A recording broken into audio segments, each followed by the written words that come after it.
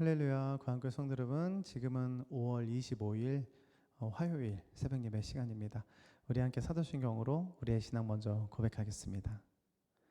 전능하사 천지를 만드신 하나님 아버지를 내가 믿사오며 그 외아들 우리 주 예수 그리스도를 믿사오니 이는 성령으로 잉태하사 동정녀 마리아에게 나시고 본디오 빌라도에게 고난을 받으사 십자가에 못 박혀 죽으시고 장사한 지 사흘 만에 죽은 자 가운데서 다시 살아나시며 하늘에 오르사 전능하신 하나님 우편에 앉아 계시다가 저리 이르러서 산자와 죽은 자를 심판하러 오시리라.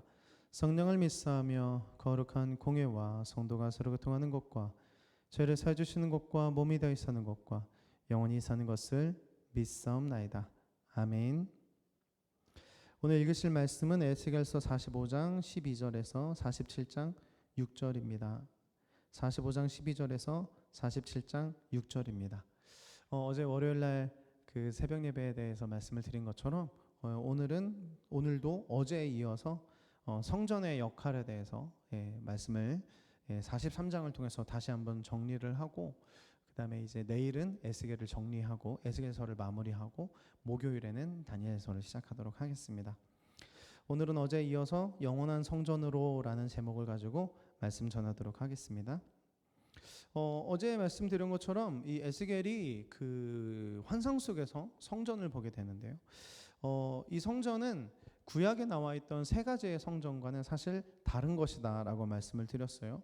구약에 있던 성전, 솔로몬 성전, 수르바벨 성전, 또 헤롯 성전은 실제 있었지만 결국은 무너졌었던 것들이지만 이 에스겔이 본 성전은 장차 오게 될 완벽한 주의 그 새 예루살렘 성전이다라고 보는 견해에 대해 말씀을 드리면서, 또 다른 의미가 있다면 바로 예수 그리스도를 주로 시인하고 성령이 우리 안에 거하게 되는 바로 우리들이 영원히 함께하는, 하나님과 함께하는 주의 성전이다. 그래서 우리가 주님을 믿으면 성전이 거하고 성령이 거하고 성전이 되어서 우리가 죽어서 천국에 가는 날까지도 우리는 영원히 주님과 함께하는 주의 성전이다. 그래서 에스겔이 부린 성전은 당연히 새 예루살렘 성전을 의미하지만 바로 신약 성경의 우리들, 그리고 우리들이 모여서 함께 거하고 있는 교회들을 의미한다라는 것까지 어제 말씀을 드렸어요.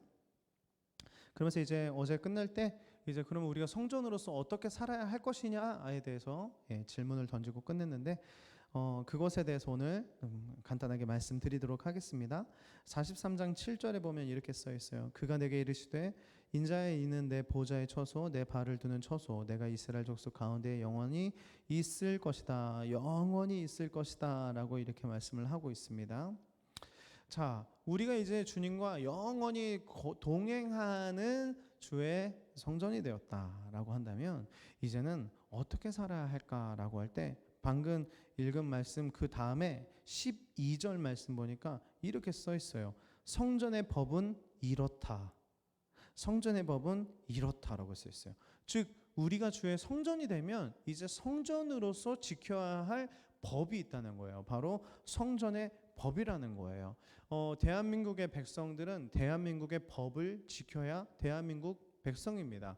즉 우리도 성전이 된다면 성전으로서 지켜야 할 법이 있다는 거예요. 그래서 그 법을 지키면 내가 성전이 맞구나라는 것이 되겠죠.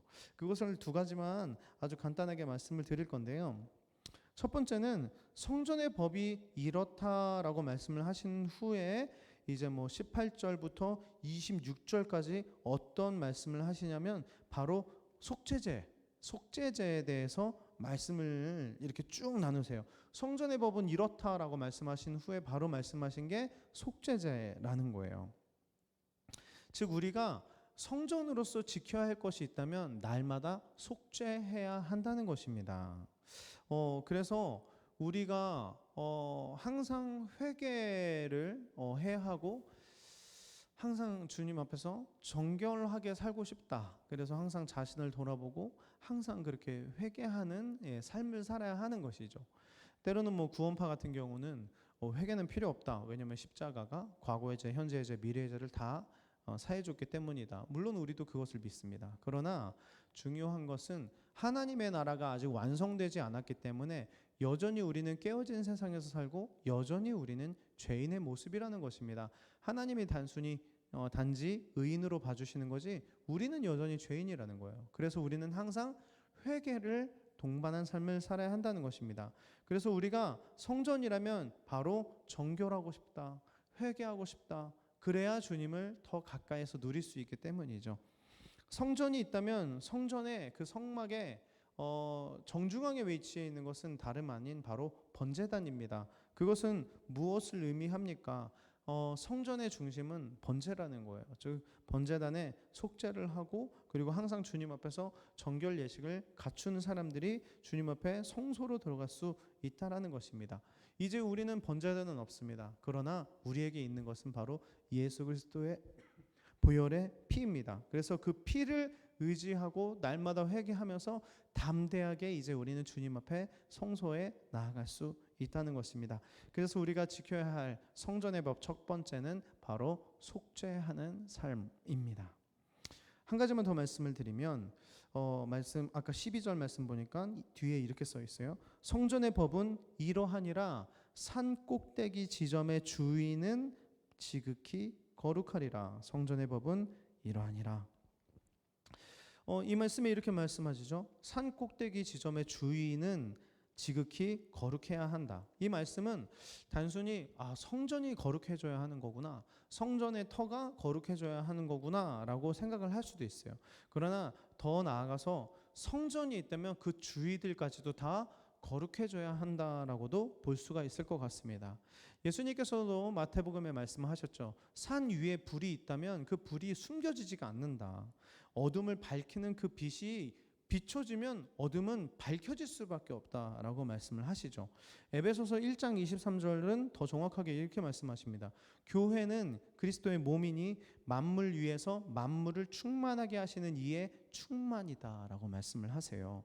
무슨 말씀입니까? 교회는 만물 위에서 만물을 충만하게 하는 곳, 그곳이 바로 교회다라는 거예요. 다른 말로 우리가 성전으로서 그리스도인이 성전이라면 우리가 해야 할 일은 만물을 충만하게 하는 역할을 우리가 해야 한다는 것입니다.